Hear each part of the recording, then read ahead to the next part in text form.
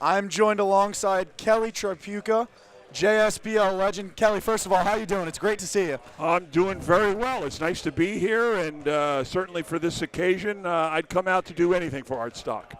So the Artstock Royal Rumble, it's the first time that we're having this tournament. When you heard that Greg was putting this together, the format, stuff like that, did you like the rules? Were you a fan of this new in-season tournament? Well, again, something that we're not used to from my time, but certainly a good idea. We've seen, something like this in other leagues. I understand trying to pique some interest and keep it exciting during the course of a regular season, and to have a in-season tournament and to honor Artstock. I think all the things that Greg was able to put together, the league was able to put together, is a good thing for the league. Without a doubt. I mean, the accolades that I have here for you, one piece of paper doesn't even do enough justice. I mean, a two-time consensus All-American at Notre Dame, drafted 12th overall to the Detroit Pistons in the NBA draft, two-time NBA All-Star. I mean, what is all of that like compared here at the JSBL, and how has the game shifted from when you played here at the JSBL compared to now? Nothing's the same. When I played NBA-wise, just to touch on that subject real quick, a little bit different than the way they play now and the way the league is, and I wish I was playing as far as the money is concerned, because they're giving away a lot of money these days. But you know what? No matter what, I wouldn't trade anything for the time period that I played in the 80s and early 90s.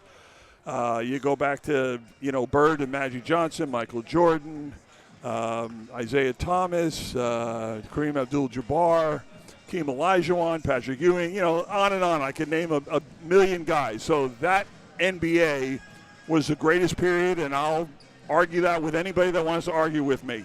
So I was fortunate in that regard. As far as playing in the JSBL back then, same thing. Totally different. Games were outside at the headliner.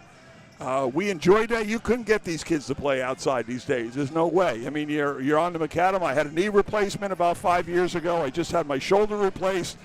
I'm sure the knee had something to do with playing outside, but that's what you did. You had to play, and we never thought two things of it. You wouldn't even be allowed to play outside now if some of these teams had you. But, boy, we look forward to coming down twice a week outside the headliner, getting used to the wind and whatever other weather conditions, and manholes at one end. You had tin backboards, but I knew those like the back of my hand, and it was a lot of fun. The league was very good, a lot of pros, and just overall talent was very good, and we played hard. That was it. Everybody played to win, and that's the most important thing. We gave it 110%, and these games were just as important as games we played in the NBA. I mean, like you said, not only were the conditions different, but I bet the style was different too. I mean, you see all these teams getting up and down, not a lot of defense. I imagine it was a lot more hard-nosed, physical. Oh, it was very physical, very, very physical. We had, I was just watching a little bit of the first game there. I said, there's not a lot of big guys in this game. They were all guards and three-point shots. No, we tried to run offenses. We tried a lot of pin downs and screen across and, half-court basketball and try to pound it inside. And we had guys that could shoot, but again, you're shooting outdoors. If you're going to shoot outdoors, you better be in a position, particularly with the wind and whatever else was going on, you better make them. So, it was just a different style of basketball and a very fun basketball. And we used to get crowds. I mean, that place outside the headliner was packed side to side and end to end, and met a couple of people here tonight that used to come watch the games at the headliner. So it was a lot of fun, a lot of great basketball, and a lot of great memories. So 5 JSBL championships in your tenure. I don't even remember. 1 with Royal Manor, 4 with Birch Hill. Yeah, but I know what you do remember.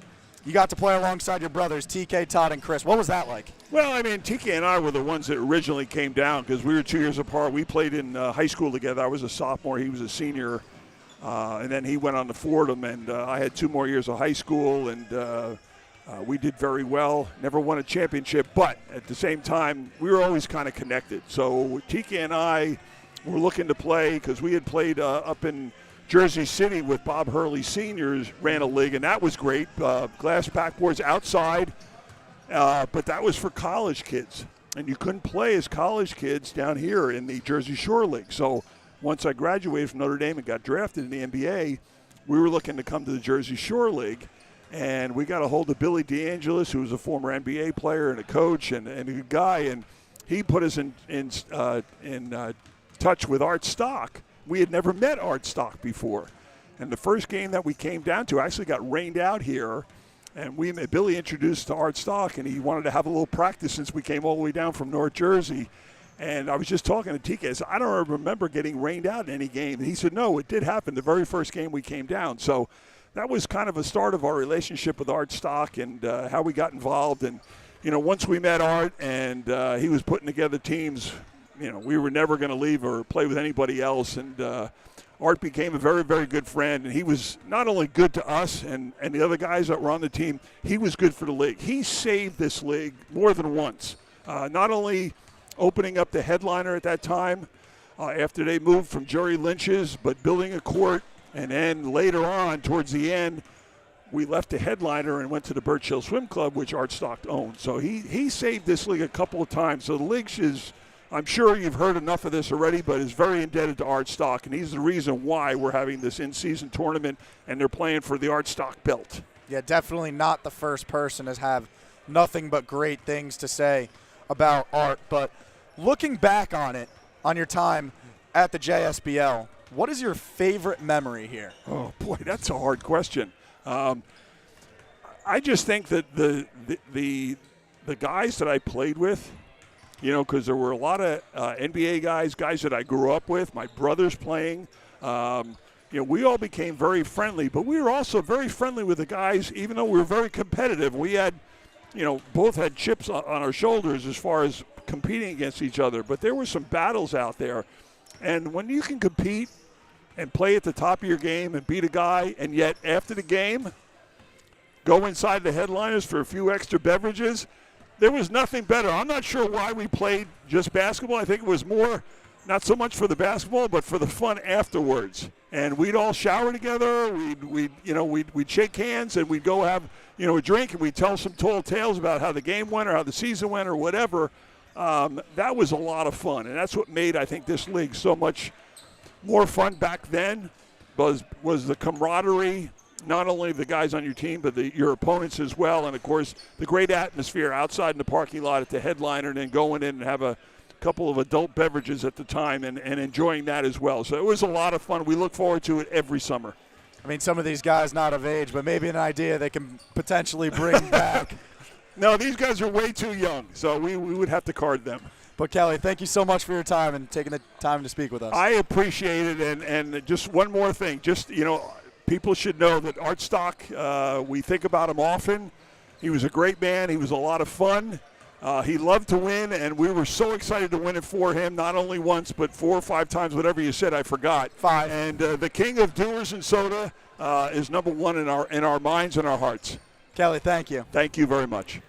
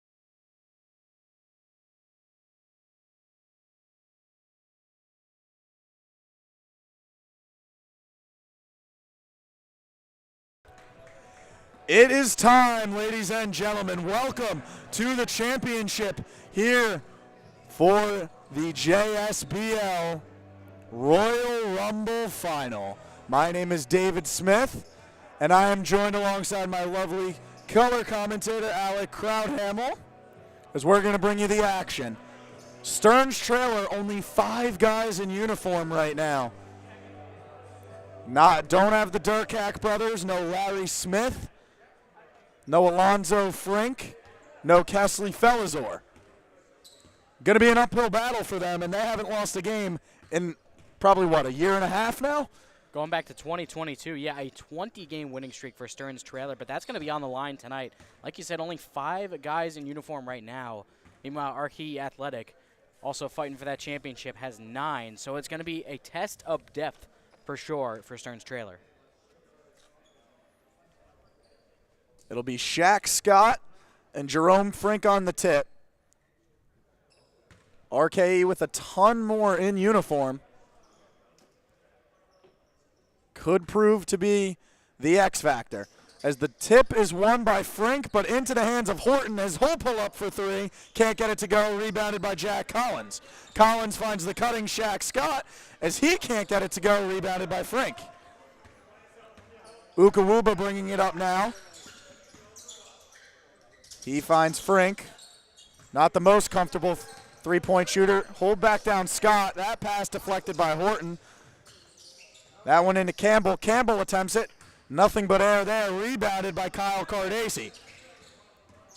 Cardacey, he gets it to go to open up the scoring.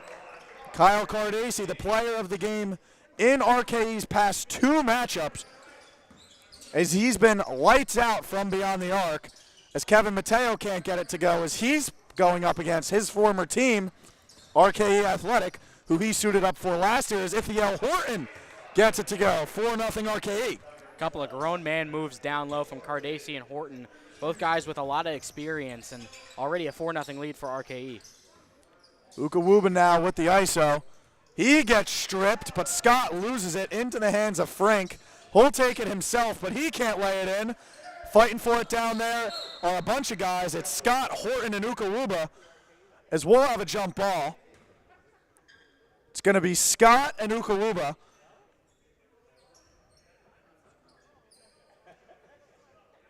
Ukawuba, the NJIT alum.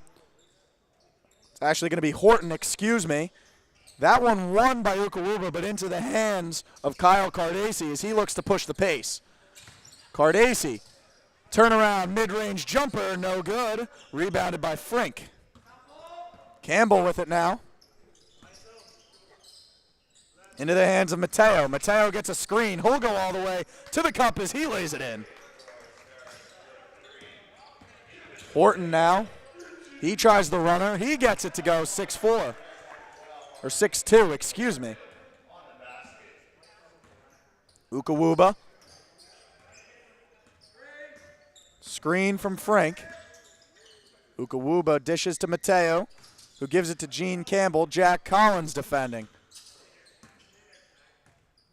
Ukawuba gets the switch. It's now Collins and Ukawuba. He'll attempt the 3. He gets it to go. Rob Ukawuba, he showed his ability to knock down the 3-ball last night. Starting off hot here tonight as well. As that layup by Sidney Brown, no good. Rebounded by Ukawuba. Gets Collins in the air, but he'll leave it off for Mateo as he gets the free throw line jumper to give Stearns trailer their first lead of the game. Even with only 5 guys in uniform, still a lot of weapons for Stearns trailer. They're already showing it here. As that one rims out yet again for Sidney Brown. He's had 2 layups that he would like to have back, as that one is missed by Kevin Mateo, rebounded by Cardacey. Cardacey, one man to beat, and he lays it up over Peichel. Is that we have a back-and-forth affair. That's 2 times now. Cardacey's gone right at the body of Kevin Peichel. Still only a rising senior in high school. Big matchup or advantage in experience. Ukawuba loses the handle as Sidney Brown pokes that one away from Frink. Whole Euro over to his strong side and lays it in with the left. It's Gene Campbell bringing it up now. Mateo gets the screen from Frink. Leaves it for Campbell. Good hand by Cardacci. Pulled in by Horton. Horton attempts the three. He can't get it to go. Rebounded by Ukawuba as he has his sights set on the rim as he gets there with ease through two RKE defenders to lay it in for two. And you look at Ukawuba, just built like a linebacker in football. Just has the ability to get downhill at will, going through two guys. Has that Denzel Mensa build. Plays very similar. Likes to get downhill as that was offensive rebounded by Shaq Scott.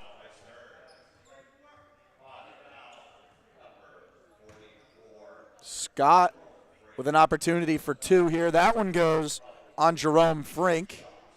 His first, the team's first, the first foul of the game. As Scott with an opportunity now to give RKE the lead. Now the tie after he misses his first free throw. And you have to wonder what the strategy is going to be when it comes to playing defense down low, because Stearns only has 5 guys available. So if someone fouls out, they're going to have to play with 4, which you never want to do, especially against an RKE team that really likes to get up and run. So actually the rules last year, this happened last year when a team fouled out. They continued to play with 5, but every time there was another foul, it was a technical foul, and they kept playing. Okay. I do get that because I don't know if you remember in the Alabama game a few years ago, that was when Colin Sexton was with the Crimson Tide. They had to play with 4 after they had so many guys thrown out. They didn't have enough guys to field the team, as that 3 is good by Ithiel Horton. But, yeah, they continue to play with 5 here. It's Ukawuba with it now. Here comes the screen from Frink. Ukawuba rises above Collins. He tries the bank, can't get it in. Rebounded by Frink. He's fighting with Scott down there as he gets the bucket and the foul. The big fella fought through the contact from Shaq Scott. When you're built like Jerome Frink, you're going to be able to do that. Yeah, what a battle down low. The two of them are really going at it in the paint, trying to fight for that ball, and a great job by Frink to just throw it up when he felt the hard contact and got the bounce to fall. It's Chris Rubio and Nick Davidson, 2 bigs checking in for RKE, both of whom were not in uniform Tuesday night, as Collins, the 3 no good, rebounded by Frink. Ukawuba with it now. He attempts the reverse, gets it to go. Collins, good bounce pass to Cardacci in transition. He attempts the 3 as he gets no part of the rim. It's Peichel now in transition, leaves it for Mateo. Sidney Brown defending. He drives and he gets bumped by Rubio as Mateo will go to the line for 2. But first, we'll have our first media timeout as Stearns Trailer claims a 2-point lead over RKE Athletic. Don't go anywhere. When we come back, we'll have the rest of the action here.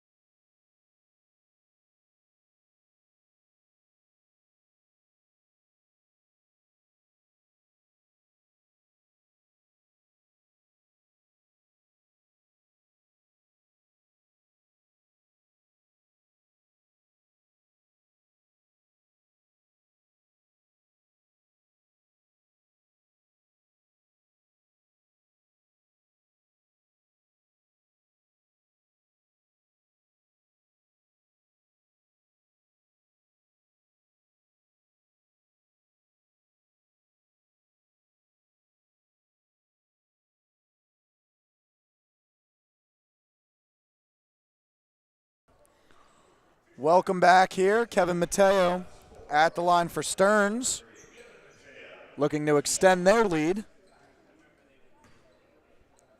He's got a pair.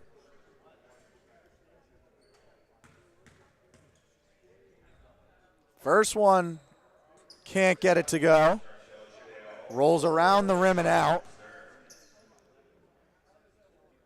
Both teams in Game 1 of ACI Robins Nest and Ortho, New Jersey really struggled from the line. Interesting to see if maybe that trend will continue. That three from Savon Myers, no good. Rubio comes flying in and puts it back in. Chris Rubio with the great putback. Kevin Peichel, I think that's where a little bit of the inexperience comes in. Only a rising senior. Has a small frame, gonna have to hit the weight room a little bit once he gets to the next level. Mateo turns it over, stolen by Rubio. Finds Savon Myers, who hits Brown. Davidson, back to Rubio. Davidson takes it to the hoop, chucks it up, and a foul is gonna be called on Stearns' trailer. That's gonna be called on Campbell. That'll be his first. Yeah, a lot of the game plan so far has been getting downhill and getting to the rim. Not a ton of perimeter play, three-point shooting so far.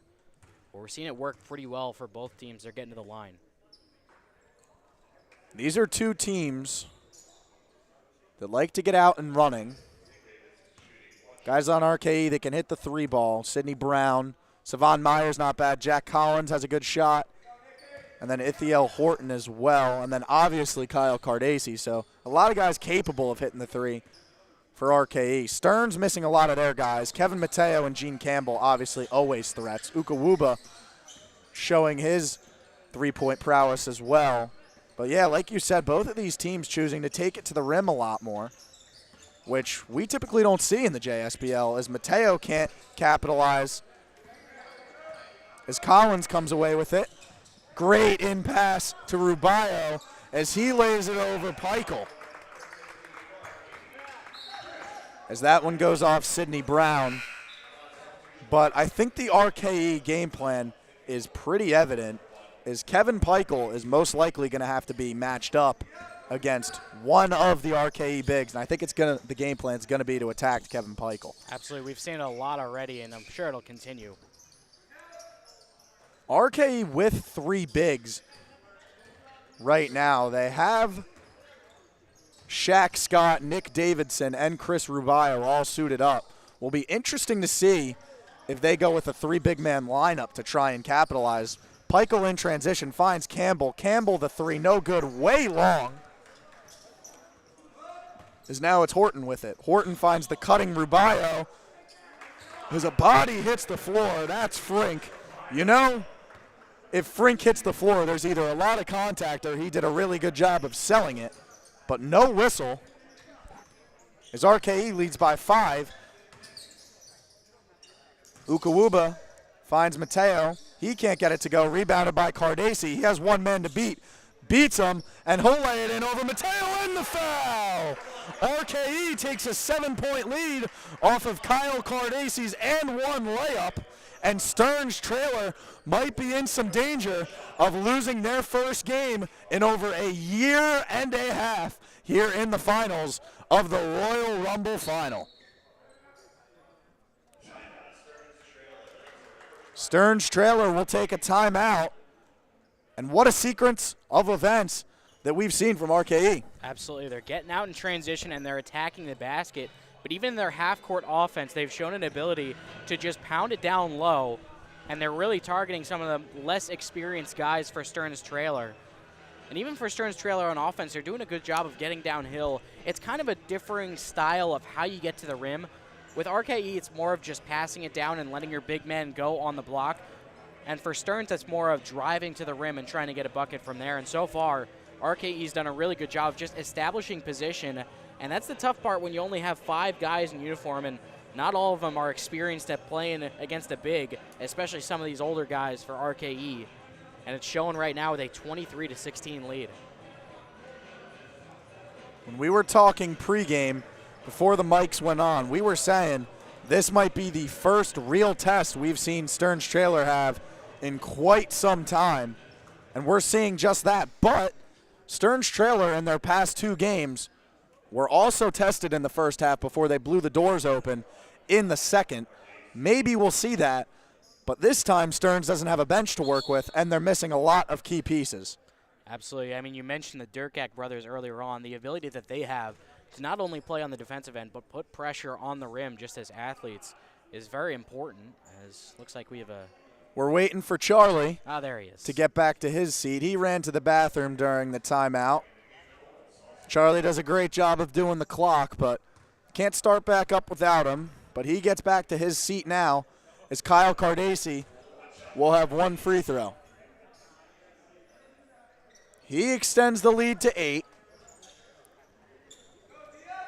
It's Campbell with it now. Gets the screen from Frink. We've seen a lot of sets from Stearns where Frink sets a high ball screen and rolls to the basket. Campbell uses it there and is able to make the elbow jump shot. Yeah, it's a nice job of just getting to his spot, getting around the screen. Frink's a big body, cleared out a lot of space. Good patience there from Davidson to get Mateo in the air. Use his size to get to the line. Nick Davidson, he scored 2,000 points at Bloomfield College. We just interviewed Kelly Tripucka, who played at Bloomfield High School, who also scored over 2,000 points there, was first-team All-State, a McDonald's All-American. Terrific guy, a terrific interview. It was very cool to talk to him about what it used to be like in the JSBL. His jersey's retired at Bloomfield High School. It's Ukawuba with it now. He attempts the three, can't get it to go long. Rebounded by Chris Rubio. He gave it to Davidson, but he was saying, what am I doing with it? I got to give it up. He found a guard. It's Horton with it now. He loses it, regains possession. Cardesi with it, 10 on the shot clock.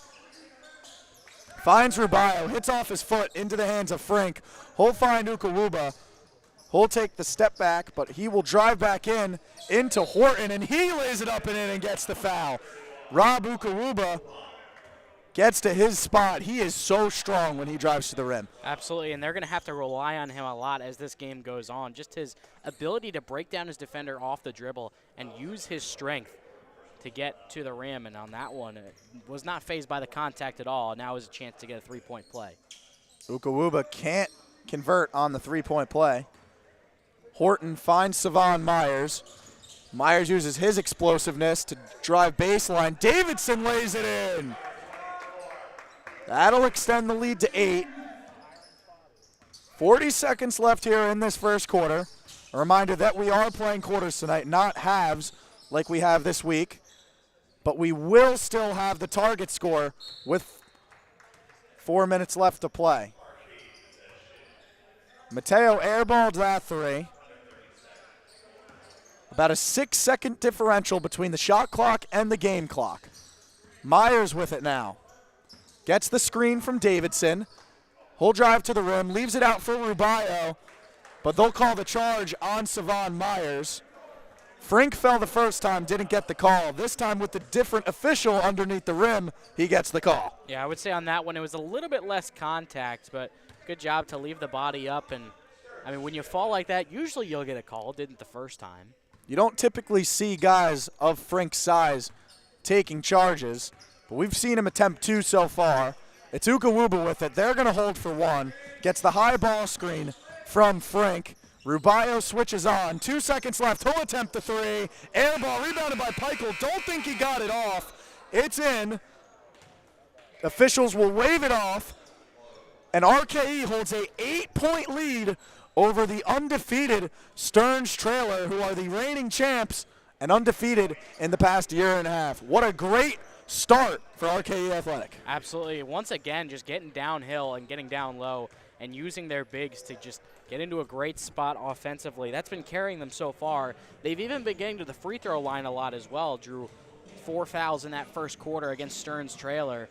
And I'm sure the strategy is going to be, once again, just get downhill and get to the rim and go at some of these less experienced guys for Stearns Trailer.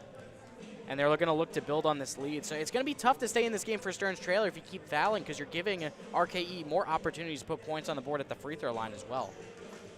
Cardesi and Horton leading the way scoring-wise for RKE with 7 apiece. Davidson and Rubio with 6 each, so a real team effort for RKE. No one really shining in particular. Jack Collins also having a good game, although he hasn't scored, has 4 rebounds and 2 assists. We always know that he's going to fill up the stat sheet in some way with his hustle plays. For Stearns Trailer, it's Ukawuba getting it done with 9. He leads all scorers. He has 3 rebounds as well. Not even going to go to break, give you a little bit of an analysis instead. I'll have to take a drink of water, but you guys got to listen to us instead of us just going to break. It's Mateo with it now. Leaves it for Campbell. Collins defending. Back out to Ukawuba. Frink calling for it in the post. He has it at the elbow. They'll double with Rubio, and the double got to him as he throws that one out of bounds as there's a miscommunication between Frink and Gene Campbell. Yeah, the double came. It looked like they were trying to set up a set for Peichel in the corner as Campbell set a back screen to try to get him open. Just didn't see it, and a bit of a miscommunication for a turnover. Cardace finds Rubio, who gets stripped by Peichel. Into the hands of Frink, who gives it to Ukawuba. Ukawuba, one of the bigger guys on the floor for Stearns, but he seems to be doing the majority of the ball handling duties as he drives to the hoop and gets fouled.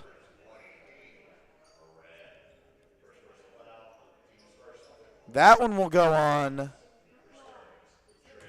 Dane Moran.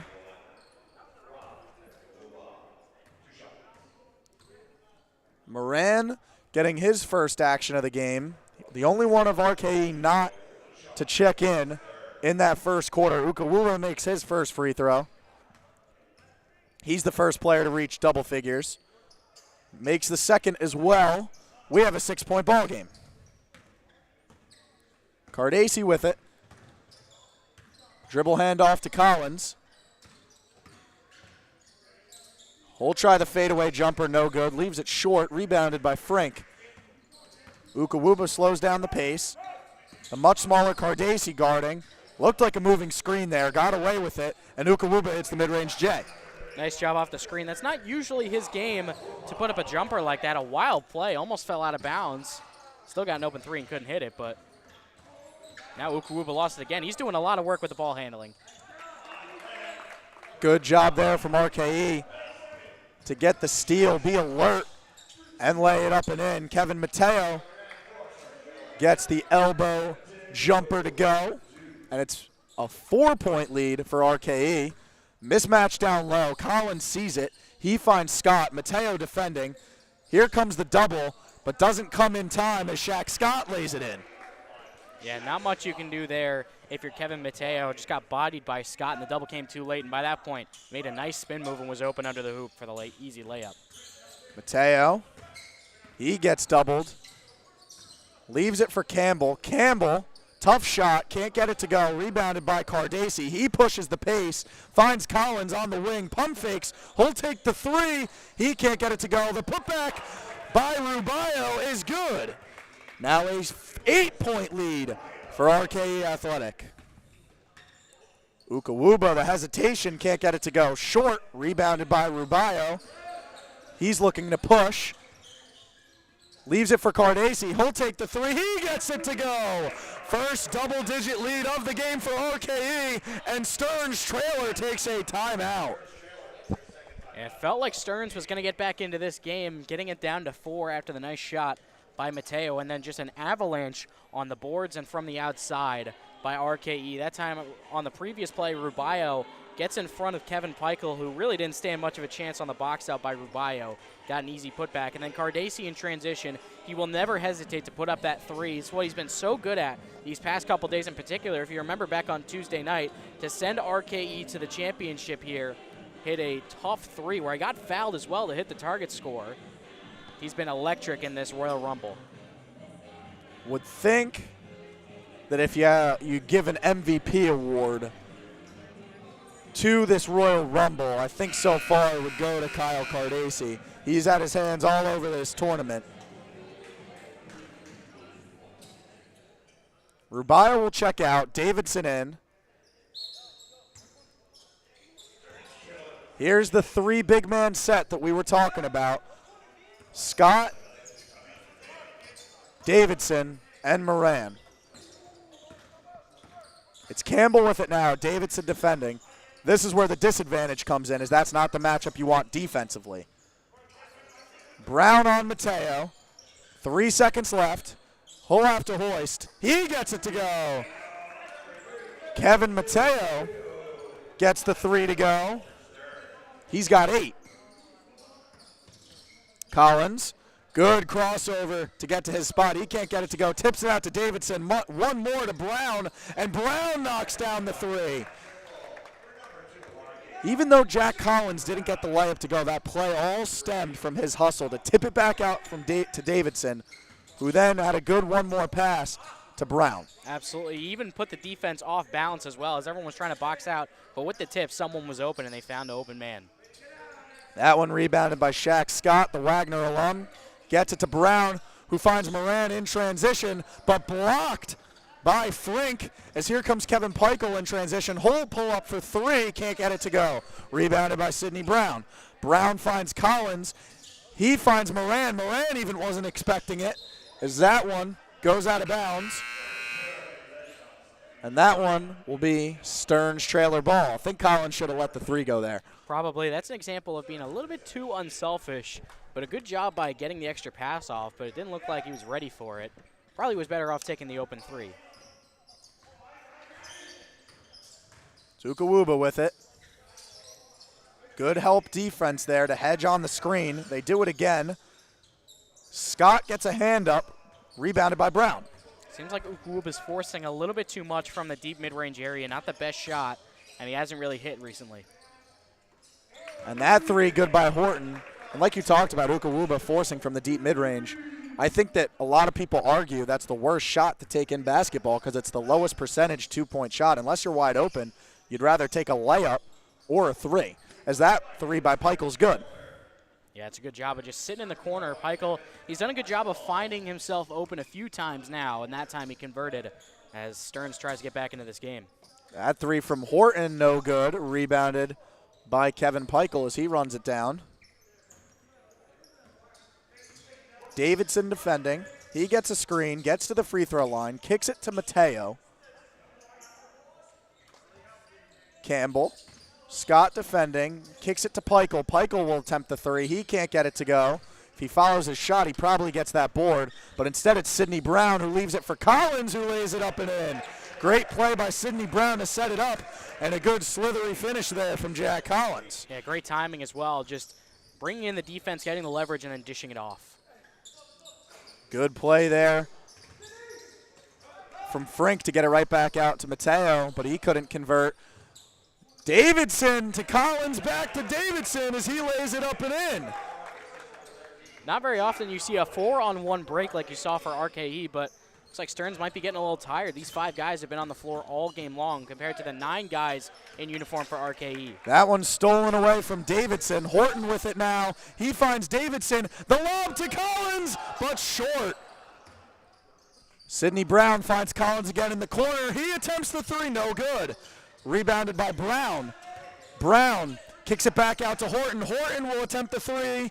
No good. This time rebounded by Davidson as he finds Brown.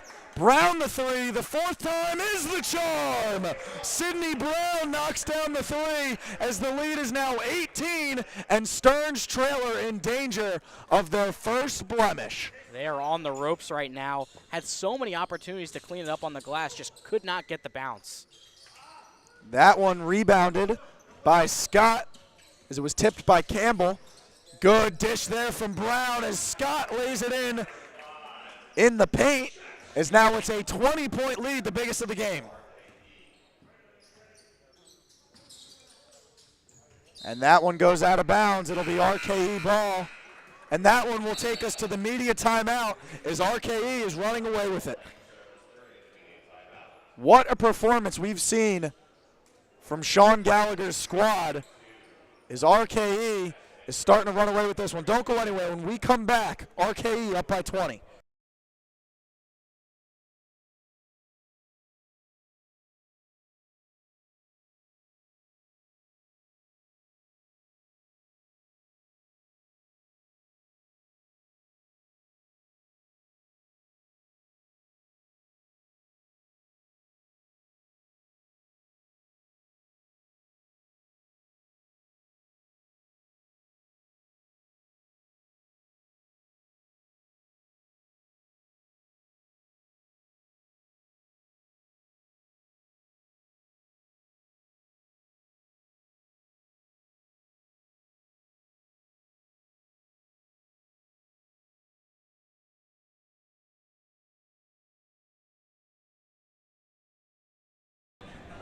Welcome back, fans. 3:06 left in the first half. We already had the honor of interviewing Kelly Tripucka, one of the best to ever put on a JSBL uniform. At halftime, we've got another treat for you, and I'm particularly excited for this one, being a Seton Hall kid. We have Dan Calandrilo, who's going to be joining us in the booth for an interview. Another JSBL legend is now stolen away by Peichel. Horton went for the steal, didn't get it. Peichel finds Campbell in the corner. No good, rebounded by Davidson. Stearns can't get anything going right now. And it really starts and ends with the size mismatch that RKE has, even showing on that last rebound. Just a great job by Nick Davidson just flying above Mateo. Mateo will try the three. No good, long. Good hustle there from Brown to track it down, but he stepped out of bounds, so it will remain with Stearns' trailer. And Stearns really only has one big in Jerome Frank. And unfortunately, he's been effective so far, but it has not been enough for the litany of bigs that RKE has at their disposal. Campbell with it now, tries the left-handed runner. No good, gets his own rebound. This time tries the right-handed fadeaway hook, and he gets it to go. I will say a lot of Campbell's shots have had a high degree of difficulty so far tonight. And it's working out pretty well, though Stearns still has a long way to go. Collins takes it to the hoop, airballs the layup, and that's a travel.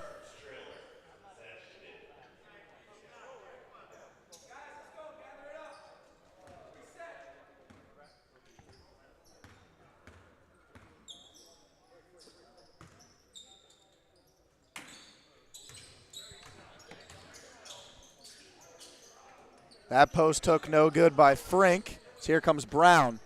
Good pass in transition to Scott. Scott, no good. Collins comes flying in. Ukawuba tips it really high, almost hits the ceiling, and the ball almost comes to us. That one out of bounds, and that one will go to RKE. Kevin Peichel took a little bit of a shoulder on the try from Davidson, almost flew into the crowd there. Ithiel Horton now finds Collins. Collins into Davidson. Mismatch. They double. 7 seconds left on the shot clock. He falls over but gets it out. Horton passes to Brown. Brown going to have to hoist. The step back. Gets it to go! Sidney Brown at the end of the shot clock extends the lead to 21. Everything is falling for RKE right now. Even when the play breaks down like it did there, Brown just hoists it up with the shot clock expiring, and a great shot. Campbell spins. The runner, no good, rebounded by Davidson. Finds Collins. 1 minute remaining in the first half. Collins finds Brown, no good. Peichel tips it out into the hands of Frink. Frink will get it to Campbell to push. Campbell cross court to Peichel. Peichel the three, no good, long, rebounded by Davidson. Davidson, poor pass to Ukawuba. Ukawuba takes it in, can't finish with the left, tips it into the hands of Peichel. Peichel finds Campbell. Campbell, free throw jumper, good. Brown with it now. 19-point lead for RKE. Scott in the post, Campbell defending, has the mismatch, spins, and gets it to go. Stearns can hold for one now if they choose. With Mateo walking it up the court, looks like they'll do so. Gets the screen from Frink. Mateo drives to the hoop, gets it to go. Brown, opportunity to heave, doesn't. Shoots it, doesn't get it off, swishes it, but no good. And RKE will have a 19-point lead over the undefeated Stearns Trailer going into the half. Yeah, that shot by Brown from half court won't count, but it's pretty indicative of how this game has gone for RKE Athletic, just getting everything to go their way, whether it's on the perimeter or on the inside. Just a masterful performance for RKE. We're going to take a short break. Shortly, we're going to have the opportunity to interview JSBL and Seton Hall legend Dan Calandrilo. Don't go anywhere. When we come back, we'll have that interview.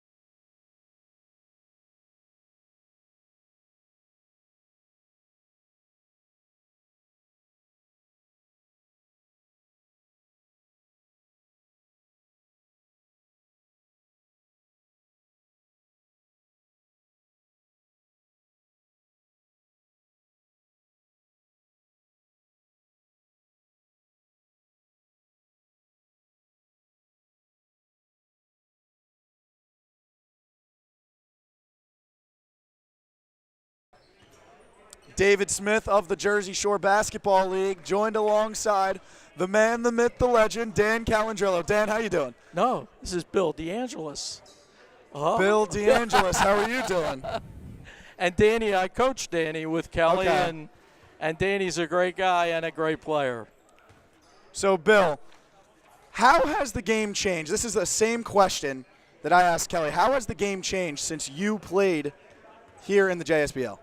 Well, I would say that the game now is a little more refined, and there's a lot more individual play, and there's a lot of different moves that the kids are using and the players in the NBA are using right now. But the one thing that people, don't realize is that when players go to the basket in the NBA, they usually show a move, like Tyrese Maxey with the 76ers. Yeah, He'll Sixers fan. show a move, and then he'll make another stint or fake, and then he'll make the play to the basket because he has to isolate and get the player off the wrong jumping foot and not enable him to block the shot. And I'd say, it was back when we were playing, and it's quite a while ago now, because I'm a little bit older than Danny. And, Danny was a great player, and Danny also, I'm coaching Danny at the end. I'm probably about 35, 36 years old. And Danny, he had a confidence about him. I saw him play in a state championship game because I was an athletic shoe rep. And his confidence was massive. And so we're in a game, and Kelly's, we have Kelly, Michael Korn. We got a tremendous team, and we win the championship on Danny's jump shot. And so, he says at the timeout, Danny says, okay, I had an idea of a good play, and I asked the guys, because they're all really good college players, they were playing for a Birch Hill Swim Club, and Danny says, let me just say this, okay? I said, go ahead, Dan. Because I'm thinking he might want to change the play, He didn't want to change the play. So he said, listen, everybody visualize the ball going in the basket. And, I'm looking at him, I'm just listening. And you know what? That's why he was such a good player. He had the power of positive thinking. And you look at half of these guys in the NBA, and even these guys right here, they're positive thinkers. They got confidence in their skills. But, yeah, I'd say it's a little more, It's a different game. Yeah, the Jersey Shore League was maybe a little more passing, a little more moving without the ball because that Less was isolation. stress back then, Dave. Yep. So, but, it's I think that's more of a common thing in today's basketball just in general. I think it's more isolation than it is half-court sets like it was back in the day. But I'm going to leave you with this question. This is the Art Stock Royal Rumble. What impact did Art have on this game and this league, and what do you have to say about Art? Well, Art was, I actually trying to get some different guys from our teams to come down, and I'm talking to this one fella, and I lived in Edison, and I was not aware that Art was a very, very good high school coach at J.P. Stevens High School in Edison, and he was a teacher at Woodbridge High School.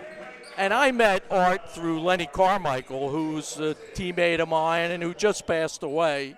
And Lenny was instrumental in organizing the team and getting a lot of good guys, and not superstars, David. These guys that played basketball hard and intelligently and as a team. And the one thing I would say about Art as an owner, sometimes people have teams and things and they got to win. And Art was the kind of guy, if you won the championship, he was happy. If you played hard and you lost the championship, he was still happy. And there was a bigger thing than having to win, and he is a good character guy, and of course he's a very successful business person with all the the nightclubs that he had, and he was smart. He had the key people that worked at the businesses were all like people with personalities that sort of brought people into the business, and even the players that came down to play for Art, they all enjoyed it. We've lost quite a number of them now, and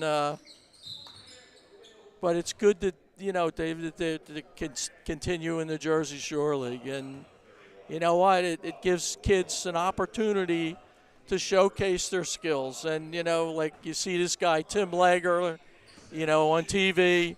Well, I mean, Tim Legler was a very good player at LaSalle, but he's a 6'4" guard who didn't really handle real well, didn't play defense, wasn't a great passer. He shot. Well, he realized that, hey, I can't get in the NBA if I don't do these other things. So he ends up going to the minor league and tryouts, you know, 10-day contracts. And you know what? He had a heck of a career, you know. And these guys have the opportunity. This gives them the opportunity. Thank you so much for your time. We really appreciate it. You're welcome, David. You're welcome. Yeah, that's great. Well, Danny.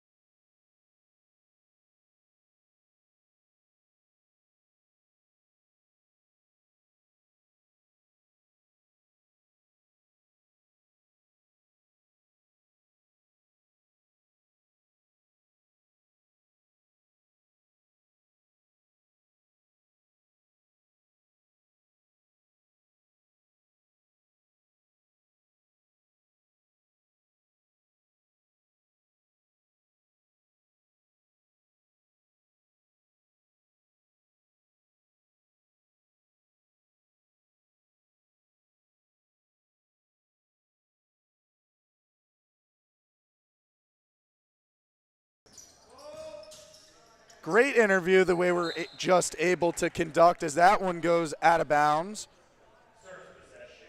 Very cool getting to interview some of these older JSBL players who really paved the way for this league. Now it's Mateo. All of a sudden we have a 13-point game as Mateo launches it from deep, can't get it to go. Now it's Cardesi.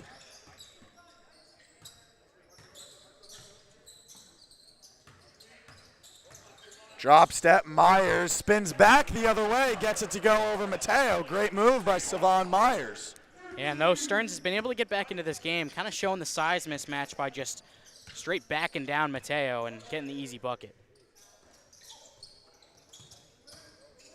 Myers with it in transition. He slams it down.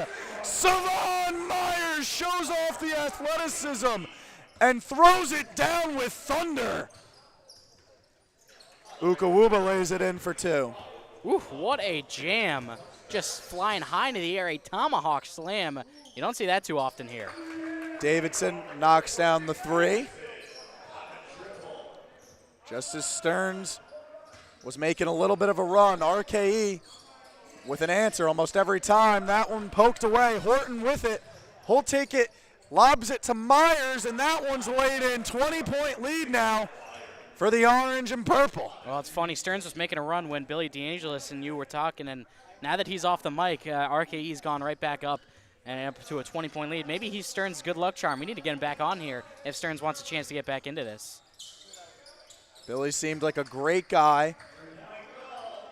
Told me he had a lot of cool stories. But very cool how this league started outside.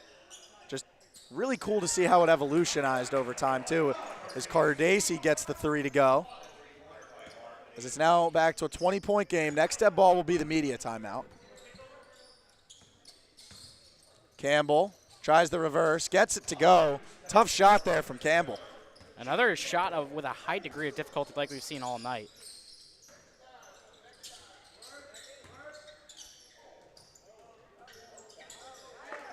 Davidson lays it back up and in. Yeah, Brink He's been on the floor the entire game, just is not moving as well as he was in that first quarter. Did a good job of just keeping verticality and avoiding a foul call, but couldn't get a body on him and allowed the offensive rebound. Shot from Mateo there. Air ball, rebounded by Peichel, gets it to go. And I've been very impressed with Peichel's feel for the game so far in this game. Just been in the right spots a lot of the time, and it's not easy going up against some of these really good players as a rising high school senior at CBA. And I'm not going to lie to you, right before you said that, I was about to say Peichel's ability to be in the right place at the right time is a great skill to have as he knocks down the teardrop there. He really shows a really good feel for the game. Just going to have to put on some weight in order for him to really take the step at the next level.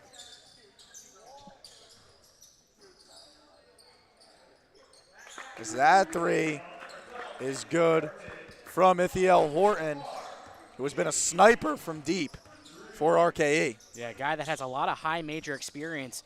Kevin Peichel's dad, Steve, almost got him out of the transfer portal as Kevin hits another three. Maybe not almost, but they were definitely thinking about it at Rutgers. He's a guy who has a lot of experience in the college game. Cardace lays it in. Made his last stop at St. Peter's in Jersey City under head coach Bashir Mason. Good, strong take there from Frink. It looked like Shaq Scott just kind of pulled the chair a little bit, trying to draw a charge. Didn't really work. Horton, another bucket.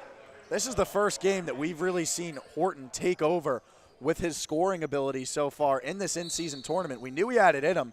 Played at Pitt, Texas, played at a bunch of big schools. He's really showing that big play potential now here for RKE. Absolutely, and getting to play for Rodney Terry at Texas this past year, an NCAA tournament team, that was a big leap for him after transferring in from UCF and previously Pitt, like you mentioned.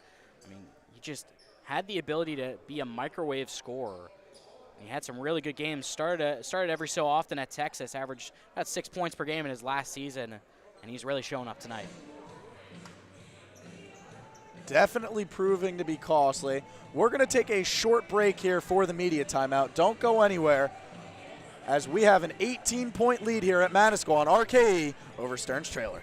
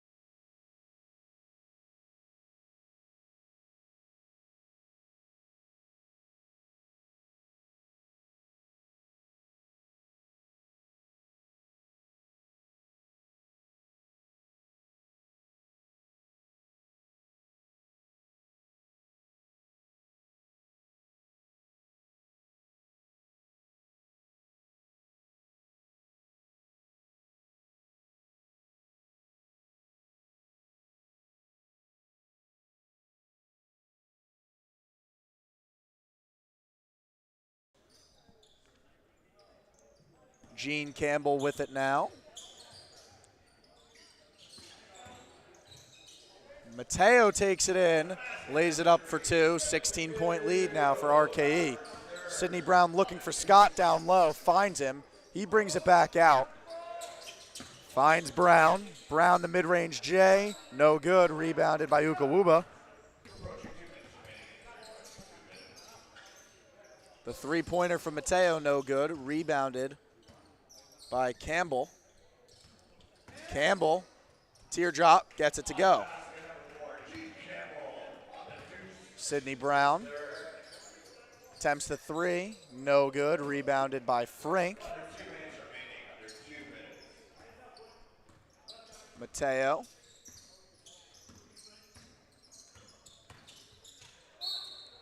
That one good by Kevin Mateo. Great couple of possessions by Mateo to cut the lead to 12 with the opportunity for it to be 11. Yeah, I will say, well, Ukuwu was probably the best for this Stearns team on the floor right now at getting downhill and getting to the rim. Mateo's probably been the best guy at creating his own shot from the perimeter, but of late he's done a pretty good job of getting to the rim in his own right. And now we'll have a chance to get three the old-fashioned way, and it seems like we might have a game again, although last time Stearns brought it this close, RKE immediately responded and went on a big run. We'll see how Stearns responds here on defense. We also just got word, very cool, Ortho New Jersey forward Kevin Marfo hasn't showed up yet, listed on their roster. He played at Quinnipiac, averaged over 13 rebounds a game there, and he's only like 6'8", which is the crazy part to do that in Division I.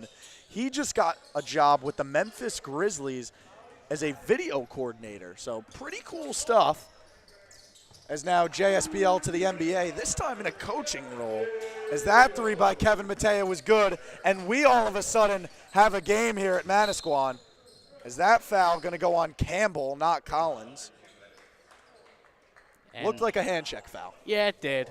But that's kind of what you have to do when you have a size disadvantage and just have to stop the ball in any way. But Marfo also gained a little bit of notoriety in the more niche college basketball world for transferring from Quinnipiac to, I believe, Texas A&M. And then he went right back to Quinnipiac the next year. Notice a Marfo when you transfer to one school and then transfer right back to your old school. And I mean, great career at Quinnipiac for Marfo, and very good for him as he heads to the Memphis Grizzlies. He can teach Zach Edey some pointers, although it's 7'4". I don't know how many pointers he'll need. Yeah, Edey definitely has a natural ability, being that tall, quite an advantage. Although in the summer league, he has looked really good for the Grizzlies, and I believe, not gambling advice, obviously, but I believe he is the Vegas favorite for the Rookie of the Year in the NBA right now, which is pretty cool considering he was drafted pretty low. Mateo with it now. He can't lay it in. Finger roll, no good. Just south of a minute left to play here in the third. Collins takes it to the hoop, no good. As that foul will go on Kevin Peichel. Collins leaning over a young fan there in the crowd, gave him a high five. But now Collins with the ability to extend the lead back to double digits now. And we got a little bit too much body with the shoulder. I think Kevin Peichel's done a much better job in the second half of just getting to his own spots on offense and on defense. On that last possession, he made a great timing play to tip the ball away and get a steal. So we're seeing him kind of grow into this game as we've seen throughout it. Getting to talk with Billy DeAngelis at halftime. He also informed us that Dan Calandrillo got bit by a dog tonight, so hopefully he's okay. What an impact he made on this league. But prayers up to him as a great pass there from Collins. It's Shaq Scott with a great feed down low to Davidson. Great vision on display from Shaq Scott as Davidson laid in the easy deuce. Yeah, Ukuwuba got caught ball watching just a little bit, and he made him pay there with an excellent pass, just a lot of zip on it right in the hands, and that's an easy wide open layup. Stearns going to hold for one. The difference between a single and double-digit lead going into the fourth quarter is right now as Sidney Brown has a chance to do it again, but no good. Not sure if he got it off. No good either way. But RKE up 11 going into the fourth. The first real problem that Stearns Trailer has faced in quite some time.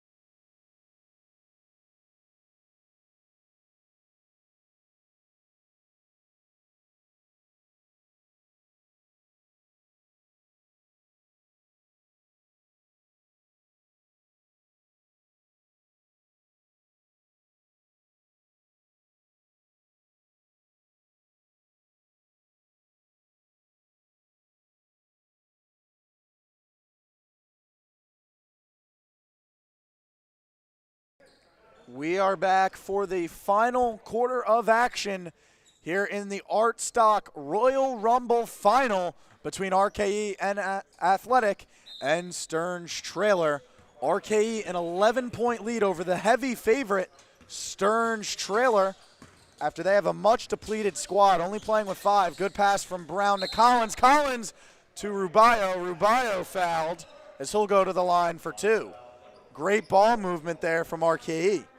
Yeah, it's been a big part of the success of their offense so far. Already putting up 87 points through 3 quarters. Just a lot of ball movement, and for a team in Stearns Trailer that only has 5 guys, they're starting to look a little bit tired on defense. So they're going to have to keep moving the ball and keep putting pressure on the rim, just getting downhill by any means necessary, and keep drawing fouls like they did right there. And we just got the box score through the first 3 quarters. RKE, like you said, playing a very unselfish brand of basketball. Leading scorers are Horton and Cardacci for RKE. Both have 18, and then Davidson with 15.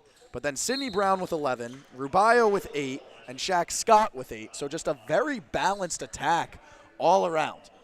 And 17 of their 35 field goals have been assisted on, compared to 9 assists for 31 field goals made for Stearns Trailer, doing a really good job of finding their guys in the right spots to put up good looks. And again, we're about 6 minutes shy of that target score. And again, we talked about this on Tuesday last time I was here. The strategy is a little bit different when you're getting near that target score. You don't have to get it all back in one shot. You just have to stay as close as possible in order to get near the team in the lead when they do get to that target score. And then at that point, it's really you got nothing to lose. There's no time on the clock, so you just got to try to attack as much as possible.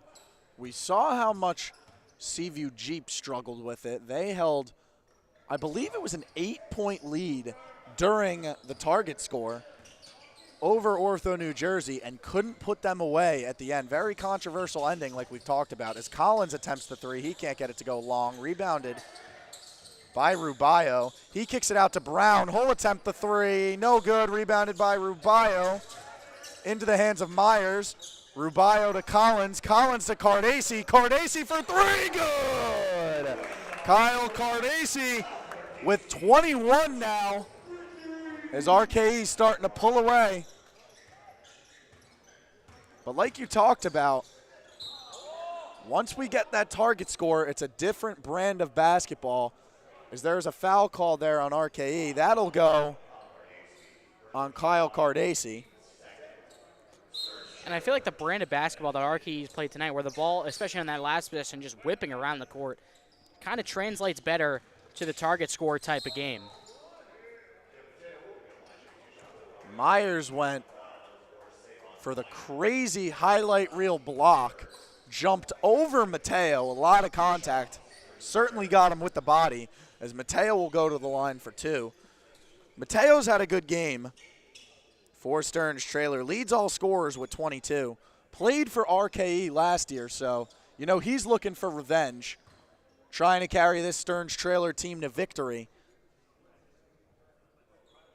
But now it's all RKE with about 5 minutes left till that target score. And we've seen Stearns really rely on Mateo a lot more as compared to in the first half, where Rob Ukawuba was really the guy that was bringing the ball up and taking a lot of the shots. Mateo has done a lot of work on the perimeter and has done a better job of getting downhill, and as we've seen on this possession, getting to the free throw line as well. Yeah, his usage rate in that third quarter seemed to have been at least like around 50%. And it's crazy because in the first half, we said it was all Rob Ukawuba. He has 12 shots. Kevin Mateo has taken 24 shots, double Ukawuba. So that third quarter really showed the usage rate and the trust that they are putting in Kevin Mateo. As that 3 from Peichel, no good. Rebounded by Scott. Brown had a step on Campbell, but instead he gives it back to Scott as Scott slams it home. Excuse me, that's Savon Myers, not Shaq Scott. Should have known with the bounce like that Myers possesses. Collins finds Cardacy. Cardacy into the corner to Brown. Brown the three. Collins, the putback, comes soaring in. Gives it to Cardacy. Cardacy the three, good! A 20-point lead now for RKE as they can start to see the belt. And once again, right as Stearns starts to make a run and make it into a single-digit game as they'll take a timeout, RKE just turns it into overdrive, whether it's getting to the rim, they crash the offensive glass, and then Cardacy, as he's done for this entire Royal Rumble, ice cold from the outside, cold-blooded. He hits that one with ease, and that wasn't an easy shot either. He sizes up his man and then puts up a three, a deep three at that with a hand in his face, and drains it like it's nobody's business. Cardacy now with 24 to lead all scorers. Got his hands all over this one. Stearns getting a much-needed break here. They're really going to have to start now if they want to get back into this one. There's really 3:43 left, not 7:43 like you see on your screen, because like we talked about, at 4 minutes we get that target score. So they're going to need a run. Ideally, you want to cut it to 10 if possible.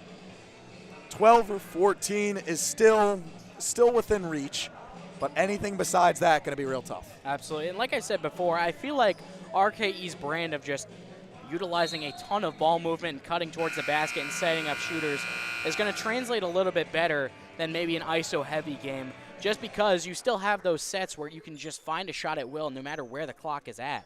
Meanwhile, in an ISO-heavy approach, if you're trying to run down the clock, it's kind of harder to get into that other gear, even if you have the shot clock. So I think if Stearns is going to make a run, it has to be right now.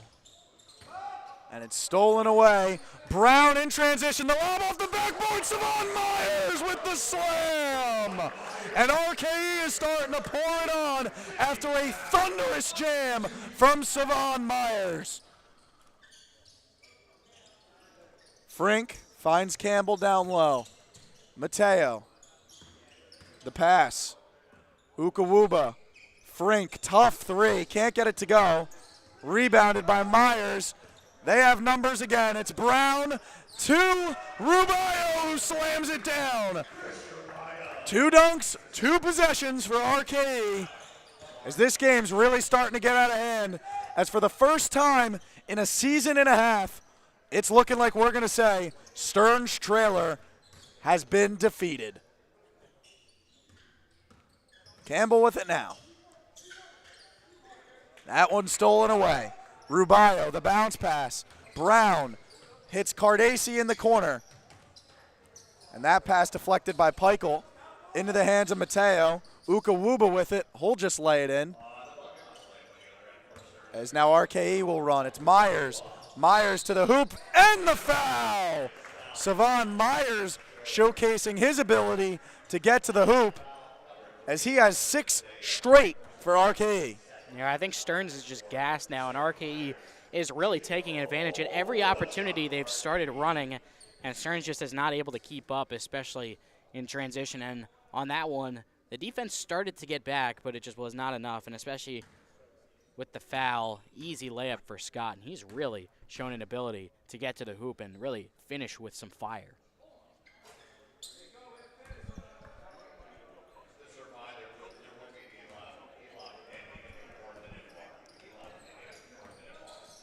Was just informed by our great commissioner of the league, Mr. Greg Kapalko, that, not the commissioner, but everybody knows Greg, that we will be doing a post-game ceremony for the winner, which we will get on tape for you guys to see, before we have our post-game interview with the player of the game. I think Cardacy has the most likely case right now, as the lead is now 27. Myers with the rebound. Finds Cardacy. Cardacy the three, no good. Rebounded by Frink. Frink finds Ukawuba. Tough pass by Frink as that one goes out of bounds. Brown couldn't handle it as it's Stearns trailer ball. Horton will check back into the game for Myers, but that will bring us. Looks like they signaled for a media timeout. RKE is going to take a timeout, excuse me.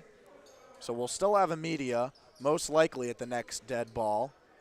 But we'll stay here for now. But what a performance we've seen from RKE Athletic. Absolutely. And you mentioned we'll get our interview with the player of the game afterwards, and there's still a bunch of options where that could go. You mentioned Cardacey, leading all scorers. He's had a great game from the outside, as he has all Royal Rumble long. Ithiel Horton has really started to take over on his own right as a scorer. Nick Davidson has been really good on the inside. He has 15 points and 8 rebounds coming into that fourth quarter. And then even a guy like Savon Myers, high flyer in this fourth quarter in particular, starting to climb up the scoreboard as well. And there's just so many options for RKE. Something we would usually say about Stearns Trailer, the litany of options that they usually have at their disposal. Just not tonight. It's just one of those nights where they don't really have enough bodies to go out there and compete for 40 minutes with a team like RKE, who has 4 guys off the bench available. It's Peichel on the inbound. Campbell with it. Frink the screen. Gets it to him down low. Passes opposite to Peichel. Can't find his touch from 3. Sidney Brown wide open. He tries the dunk but can't. Lays it in for 2. 110-81, as now we are 1 minute away from the target score. Rebounded by Rubayo. Horton with it. He pulls up from 3. The putback by Rubayo, no good. Collins with it. He puts it up and in. Third time's the charm. And again, even when the shots don't go in for RKE, they are going at it on the offensive glass. And Stearns tonight just does not have the size to compete. They're going at it every single time. And that one is pinned by Rubayo. RKE with numbers, but instead Frink fouls as the circus shot almost went in from Brown. Wouldn't have counted, but now it's side out for RKE. 22 seconds away from that target score. Clock is running due to the fact that it's a 25-point game. Collins will pull it. No good. Short. Rebounded by Campbell. Campbell lays it up and in with the left hand. Cardacey finds Collins. Collins the 3. No good. Rebounded by Rubayo. Sidney Brown for 3. No good. Rebounded by Peichel. Next whistle will be the target score. And here it is as Ukawuba throws it down. And the target score will be 120. Which again, like yesterday, quite the outlier. Yeah, I mean, last game we thought it was high scoring. This one even more so. RKE's just been able to score at will. And Cardacey, one of the guys at the forefront of that with the ball, and puts it in again. Just such a tough shot from Cardacey. As now they're 6 points away from that belt. It's Campbell with it now. Can't get it to go. Rebounded by Horton. Horton takes it all the way in. 4 points away. You can almost smell that belt that is sitting at that scorer's table.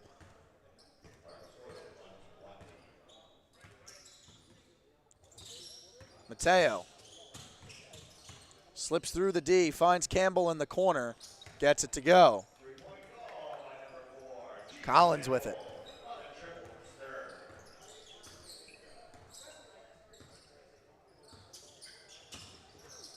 Collins loses it off the strip from Mateo, but he retains possession. Brown lays it in.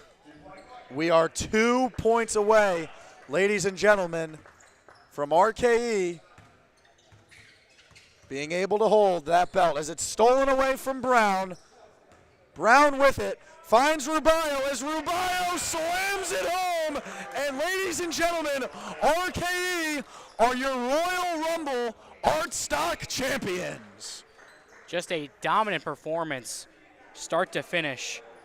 And it showed on the final score as RKE snaps the 20-game win streak for Stearns Trailer. But what a game from pretty much everyone that saw time for RKE. And even Stearns, they had a valiant effort, only 5 guys available tonight, and all of them did a good amount on the scoreboard. just was not enough. Even with only 5 guys, they were able to put up 88 points. Now we're going to have the on-the-court ceremony for RKE. A lot of the JSBL greats coming onto the floor. Billy DeAngelis and Kelly Tripucka, 2 of them. Just got the final RKE Athletic versus Stearns Trailer box score. Kyle Cardacci led the way of all scorers, 29 points, 11 of 17 shooting, 6 of 11 from beyond the arc. Also had 6 rebounds, 2 assists. Great game from Ithiel Horton as well, 20 points, 3 rebounds, 3 assists. And then 2 RKEs with 15, Nick Davidson and Sidney Brown. And then on the Stearns Trailer side, 3 of them with 20 plus. That was Ukawuba, Mateo, and Campbell. But just all around, like we talked about throughout the broadcast, just an unselfish performance from RKE as they took down the best team in this league, one of the biggest upsets that we've seen in years in true team fashion. Absolutely. Like you said, a true team effort, a whopping 26 assists on 49 field goals. I mean, that you could see that on the floor even with your own eyes without knowing that total. Just so many great plays where you found the open man, whether it was a shooter or a cutter towards the basket. Just a great job of running an efficient offense against Stearns. They've got their backs faced to us right now. But a lot of legends at center court here at Manasquan High School. So you see a lot of pictures getting taken. And now RKE will join them at center court to hold the belt. We're going to take a short break, but when we come back, we will have your player of the game interview.